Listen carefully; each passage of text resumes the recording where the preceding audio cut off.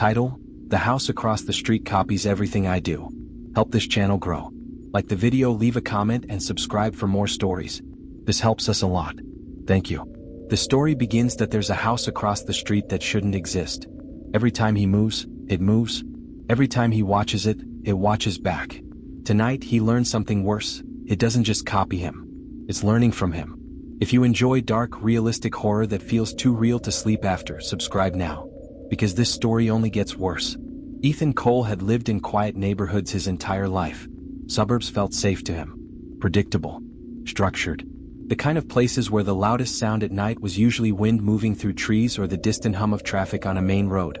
When he moved into the pale blue two-story house on Maple Grove Lane, it felt like the beginning of something stable. The previous tenant had left the property spotless. Fresh paint, clean carpets, untouched kitchen counters. Across the street sat a house nearly identical to his. Same structure, same porch railing, same number of windows. At first he found the symmetry comforting. On his first evening there, while unpacking boxes in the living room, Ethan glanced casually through the front window. The house across the street had its lights on. That wasn't unusual. It was just past 7. People were home from work. Dinner time. Television time. But something felt strangely aligned. The living room window across the street framed a silhouette. A man. Standing exactly where Ethan was standing. Ethan assumed it was coincidence. The neighborhood was clearly designed in mirrored architectural plans. Living rooms across from each other. Windows positioned symmetrically. He moved slightly to the left to grab a box cutter from the coffee table. Across the street, the silhouette moved left. Perfectly. Not delayed. Not approximate. Perfect. Ethan paused. The figure paused. He shifted back to center. The figure returned to center. His stomach tightened. It wasn't possible. The distance between houses was enough that he shouldn't be able to see precise movements so clearly, especially through 2 panes of glass. And yet the shape was unmistakable, same posture, same head tilt. Ethan raised his hand slowly. The silhouette raised its hand. He felt the first wave of unease then. A cold trickled down his spine. He told himself it was someone mimicking him deliberately. Maybe the neighbor had noticed him watching and was mocking him. Maybe they thought it was funny. Ethan lowered his hand abruptly. The figure lowered its hand at the exact same speed.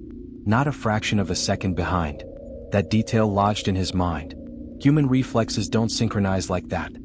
He stepped away from the window quickly, heart beginning to pound. He waited 10 seconds. Then 20. When he returned to the window, the lights across the street were off. The living room was empty. That night, Ethan barely slept. He convinced himself it was perspective distortion. A trick of light. Maybe even his own reflection faintly mirrored in the glass. The brain often misinterprets visual depth in low light. By morning, the fear had dulled into embarrassment. He had overreacted. The second incident happened 2 days later. Ethan had developed a habit of glancing at the house while drinking coffee in the morning. It became a strange ritual, checking to see if the lights were on, if the curtains were open. They were always open. Always. On Wednesday morning, he sat at his kitchen table scrolling through his phone. He leaned back in his chair and stretched. Across the street, visible through the front window, the man leaned back and stretched. Ethan froze mid-motion. The sunlight was bright now. No distortions. No nighttime reflections. The figure was clearer. It wasn't just a silhouette this time. It looked like him. Same short dark hair. Same build. Same gray t-shirt he was wearing. His breath caught. Ethan stood up abruptly, knocking his chair back. Across the street, the man stood up abruptly, knocking his chair back. But Ethan couldn't hear anything from that house. No echo. No sound. No delay. Just movement. Perfect, impossible synchronization. His mind searched desperately for explanations. Twins? Identical neighbor? Someone deliberately copying him from a live camera feed? But how would they know what he was doing inside his kitchen? He stepped sideways. The man stepped sideways. Ethan rushed to the hallway out of sight of the front window. He counted slowly to 30, then returned. The house across the street was dark. Empty. As if no one had ever been there. Ethan's chest tightened with something heavier than fear. Observation. The sensation of being studied. He didn't mention it to anyone. He didn't want to sound unstable. Instead, he bought curtains that afternoon and installed them before sunset. That night, he tested something. He stood behind the curtain and carefully pulled it aside just enough to peek through. The house across the street had its curtains drawn too. That was new. Every night before, they had been open. He waited. After several minutes, the curtain across the street shifted slightly. A small gap appeared. A slit. Watching. Ethan's breathing became shallow. He closed his curtain fully. Immediately, the curtain across the street closed. The next morning, he woke up with an overwhelming dread. Something had shifted. Something subtle but irreversible. He went outside to collect his mail. Standing on the sidewalk, he looked directly at the house across the street in full daylight. The curtains were open again. But something was different. The front door was slightly ajar. Just a few inches. Ethan stared at it for a long time. No movement. No car in the driveway. No sign of life. He felt compelled to walk across the street. To knock. To confirm someone lived there. But his body resisted. Instead, he returned inside. That afternoon, he conducted an experiment. He placed a chair directly in front of his window and sat down. Across the street, visible through the glass, a chair now sat in the exact same position. He hadn't seen it there before. He stood. The figure stood. He slowly lifted his phone and pretended to take a picture. The figure did the same. Ethan didn't press the shutter. The figure didn't either. His pulse hammered in his ears. He noticed something then. A small delay. Not in the movement. In the expression. The figure's face shifted into a smile. Ethan was not smiling. The smile spread wider.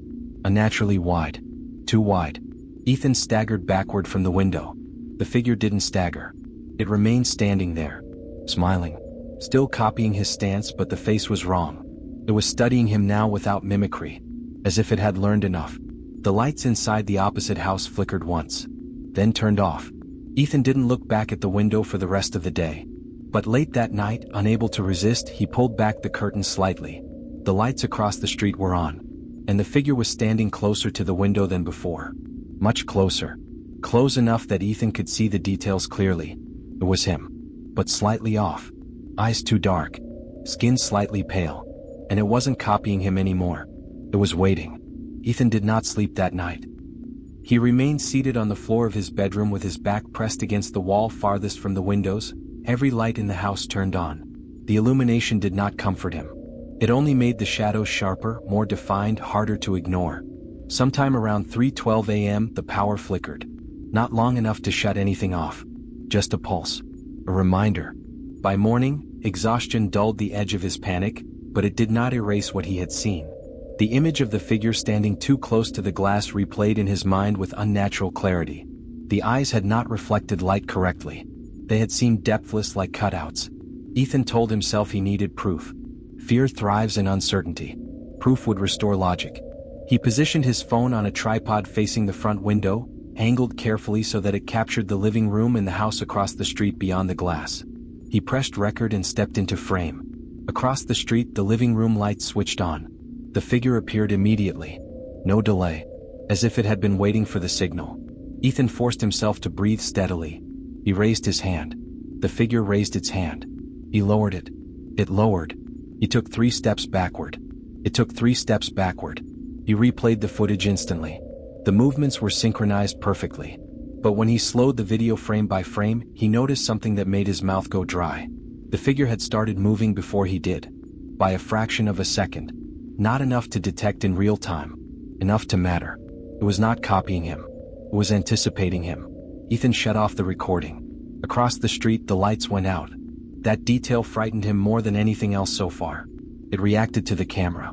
The next day, he avoided the front windows entirely. He kept the curtains sealed. He moved through his house carefully, aware of how visible he might be from certain angles. He began noticing the layout of his own rooms in ways he never had before. And then he noticed something worse. The floor creaked in the hallway outside his bedroom. Not loudly. Just enough to be heard. Ethan froze. He lived alone. The creak came again. A slow, measured shift of weight against old wood. His throat tightened. He stepped into the hallway. Nothing. No movement. No shadow. The front curtains were still drawn. He checked every room in the house. Empty. When he returned to the living room, the curtains were slightly parted. Just an inch. He was certain he had not left them that way. Through the gap, he could see the house across the street. Its curtains were parted by the exact same amount. His pulse began to pound. He moved closer to his own curtain, careful not to expose himself fully. Across the street, a silhouette moved closer to its curtain. Ethan stepped back. The silhouette stepped back. But this time it did not vanish when he did. It remained there, watching. That evening, Ethan decided to cross the street. He told himself he needed confrontation, a physical explanation, something tangible. The walk across the asphalt felt longer than it should have. The neighborhood was silent. No cars. No distant dogs barking. Even the wind seemed absent. He stood in front of the opposite house. The front door was closed now. The windows were dark. He knocked. The sound echoed hollowly. No response. He tried the handle. Locked. He pressed his ear against the door. Silence. But the silence felt layered, as if something was pressing back from the other side. He stepped away slowly. When he turned around, his own house looked wrong. The curtains in his living room were open. What? He was certain he had left them nearly shut. And inside, through the front window, he could see movement. A shape pacing, mirroring the way he had paced inside days ago. His chest constricted. He rushed back across the street, heart racing. The front door of his house was closed. Locked. He unlocked it with shaking hands and entered. The living room was empty. The curtains were open. But the furniture? The chair was closer to the window than he remembered. The coffee table slightly angled. The lamp positioned differently. Small changes. Subtle. Replicating the layout of the house across the street. Ethan stepped back slowly. The house was adjusting. Aligning. He checked his phone. No alerts. No notifications. He opened the camera app and aimed it toward the opposite house. Through the lens, he saw something that made his stomach drop. The house across the street no longer mirrored his current layout. It mirrored his house from earlier that morning. Before he had moved the chair back. Before he had adjusted the table. It was always one step ahead. And one step behind. Studying. Updating. Ethan's breathing grew uneven. He began to understand. It wasn't copying him in real time anymore. It was recreating him. Testing variations. Refining them. That night he heard footsteps again. Clearer this time. In the living room. He remained in his bedroom, door locked, lights off. The footsteps stopped outside his door. 3 slow taps sounded against the wood. Not knocks. Taps. Measured. Deliberate. Ethan did not move. The handle did not turn. But the tapping continued for nearly a minute. Then silence. When morning came, he forced himself to inspect the living room. Nothing appeared out of place. Except the curtains. They were fully open. And across the street, the house's curtains were closed. For the first time since he moved in, Ethan stepped toward the window cautiously. His reflection stared back at him faintly in the glass. But beyond it, through the street, he saw something impossible. The opposite house's front window was shattered. Glass scattered across the floor inside. And standing in the middle of that living room was him. Not a silhouette. Not a distorted copy. Exact. Clothing. Hair. Build. It stood perfectly still, facing the window. Facing him. And then it moved. Not in response to Ethan. On its own. It walked toward the shattered window slowly. And placed its hand through the empty frame. As if reaching across the street. Ethan stumbled backward. His back hit the wall. When he looked again, the living room across the street was empty. The window intact. No shattered glass. No duplicate. His breathing became ragged. The house wasn't just copying anymore. It was rehearsing. That realization settled into him with cold certainty. It was practicing being him. Learning how he walked. How he stood. How he reacted. And last night, something had been inside his hallway. Testing proximity. Measuring space. That afternoon, Ethan noticed something new in his bathroom mirror. His reflection blinked slower than he did. Just once.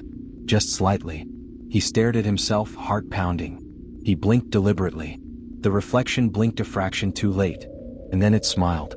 A small, restrained curve of the lips. Ethan was not smiling. He stepped back from the mirror.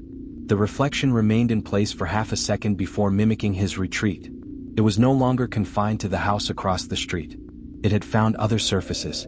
Other entrances. That night the power went out completely. No flicker. No warning. Total darkness. Across the street, every light in the opposite house turned on simultaneously. Ethan stood in his pitch-black living room, staring through the window at the illuminated replica of his own home. Inside it, he saw himself walking from room to room. Calmly. Confidently. Practicing. And then the duplicate stopped in the living room. Turned toward the window. And looked directly at him. It raised its hand slowly. Not copying. Initiating. Ethan did not raise his hand. The duplicate tilted its head. As if confused. Then it walked toward its front door, opened it, and stepped outside, into the street. Ethan's breath stopped. The figure began crossing the road, moving toward his house, toward him. The lights in his own home flickered back on, the power restored. But when he looked outside, the street was empty. No one there. No sound. No movement. Across the street, the lights were off again. The house sat in darkness. Still, waiting. Ethan locked every door and window. But deep down he understood something irreversible. The copying phase was over. It had gathered enough information. Now it was deciding when to replace him. Ethan did not call the police. Some instinct deeper than logic told him they would find nothing. Or worse, they would find something that confirmed what he already feared. He spent the next day inside his house, every curtain sealed, every mirror covered with sheets. He unplugged every electronic device except his phone. He could not shake the feeling that the replication no longer required a window. It had mapped him. It had studied his rhythms. It knew how he moved when tired, how he breathed when anxious, how he tilted his head when listening for something that wasn't there. By late afternoon, the neighborhood felt wrong. Too quiet. No distant traffic. No neighbors stepping outside. Even the air felt heavy, dense, as though sound itself had thinned. Ethan finally forced himself to look through a narrow slit in the curtain. The house across the street was gone. Not destroyed. Not burned. Gone. In its place stood a perfect copy of his own house. Same pale blue paint. Same porch light crack in the glass. Same dent in the gutter above the garage. His stomach twisted violently. He blinked several times, convinced exhaustion had fractured his perception. The structure remained. Two identical houses facing each other. No, not facing. Aligned. Like mirrors positioned opposite one another, reflecting endlessly. He stepped back slowly. Across the street, through the newly mirrored living room window, he saw movement. The duplicate stood there, wearing the same clothes he was wearing now, but cleaner, unwrinkled, more composed. It wasn't copying him. It was observing. Ethan made a decision in that moment. If the house was copying, anticipating, rehearsing, then he would become unpredictable. He began moving erratically. Abrupt shifts, sudden turns, random pacing patterns. He dragged furniture across the floor, rearranged the layout of his living room, knocked over a lamp intentionally, tore the curtains down completely. Across the street, through the exposed window, he watched. The duplicate did not mirror him immediately. It stood still, watching. Then slowly it began adjusting its own furniture. Not perfectly matching his chaotic changes. Correcting them. Refining them. Improving them. The realization hit him like ice water. It was not trying to become him. It was trying to become a better version of him. The lights in his hallway flickered. He turned. The bedroom door at the end of the hall was slightly open. He was certain he had closed it. A faint shift of air moved past him. Cold. Intentional. He stepped into the hallway slowly. The mirror he had covered earlier now lay uncovered on the floor. The sheet pulled aside. His reflection stared up at him from the angle of the glass. But it wasn't on the floor. In the reflection, the mirror still hung on the wall. And the reflection version of him stood upright, breathing steadily. Come. The reflected Ethan raised his hand. The real Ethan did not. The reflected one stepped forward. The image grew closer to the glass surface from the inside. Ethan stumbled back. The reflection pressed its palm against the interior side of the mirror. The surface rippled slightly, like disturbed water. Ethan turned and ran toward the front door. The air inside the house felt wrong now. Thicker. Occupied. As he reached for the handle, it twisted before his hand touched it. The door opened inward slowly, and standing there was him. Perfect. Precise. Unmistakable. The duplicate's eyes were no longer hollow or distorted. They were clear. Measured. Certain. Ethan's mind fractured under the weight of it. He stepped backward into the living room. The duplicate stepped inside calmly and shut the door behind it. The two houses outside now appeared identical and still. The street silent as ever. Inside, the space felt smaller. Compressed. The duplicate studied him with an expression that felt almost clinical. It tilted its head slightly. Comparing. Assessing. Ethan moved left. The duplicate did not mirror him. It stepped forward instead. Closing distance. Ethan felt the terrifying absence of sound. No footsteps. No breathing from the other. Just presence. He grabbed the nearest object, a heavy picture frame, and swung it blindly. The duplicate caught his wrist effortlessly. Its grip was cold. Stronger. Ethan tried to pull away. The duplicate did not strain. It simply held him there, studying. Then it leaned closer. So close their foreheads nearly touched. And Ethan felt something impossible. Recognition. The duplicate wasn't trying to kill him. It was phasing him out. Gradually, Ethan's vision blurred. The room seemed to shift in perspective, as if he were slightly out of alignment with it. He looked down at his own hands. They appeared faint, translucent at the edges. The duplicate released him gently, and Ethan staggered backward, collapsing against the wall. Across the room, the duplicate adjusted its shirt, smoothed its hair, practiced his posture. It walked toward the hallway mirror and examined itself. Satisfied, Ethan tried to stand. His legs felt distant, disconnected. He watched in horror as the duplicate moved through his house confidently, touching objects, straightening frames, resetting furniture to its preferred order. Improved order. Ethan crawled toward the front window. Outside there was no second house anymore. Just one.